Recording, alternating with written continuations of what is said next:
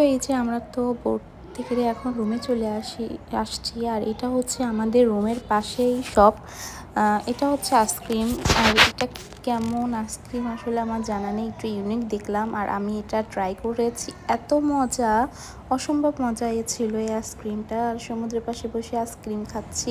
আর এই দিক থেকে এটা হচ্ছে পরের দিন সকালবেলা, আমি জানি না আসলে ড্রোন প্যারাসিলিং এর মতো আর কি বিকালবেলা আসলে এটা হয়তো বা কোনো একটা হেলিকপ্টারের মতো হতে পারে।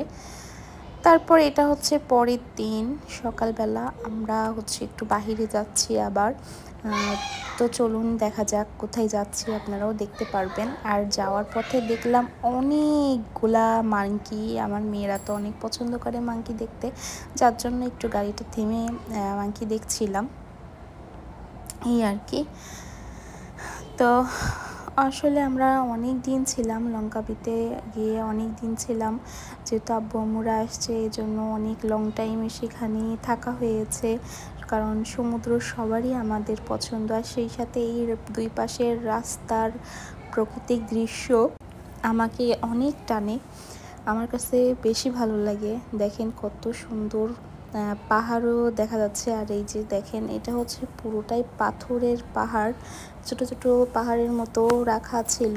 তো আমরা একটু কুমির ফার্মে আসছি কুমির দেখতে। এখানে অনেক বড় বড় কুমির ছিল, যেহেতু এটা কুমিরের ফার্ম। তারপর আমরা সেখান থেকে চলে যাচ্ছি।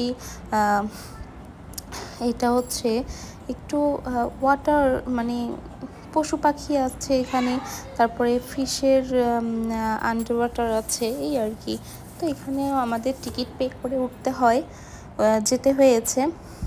এই যে দেখেন এখানে অনেক পশু পাখি আছে। আমরা মাছ ছিল, বিভিন্ন রকমের মাছ ছিল, যেহেতু বাচ্চারাও এটা দেখতে চেয়েছে এজন্য আমরা এখানে চলে এসেছি।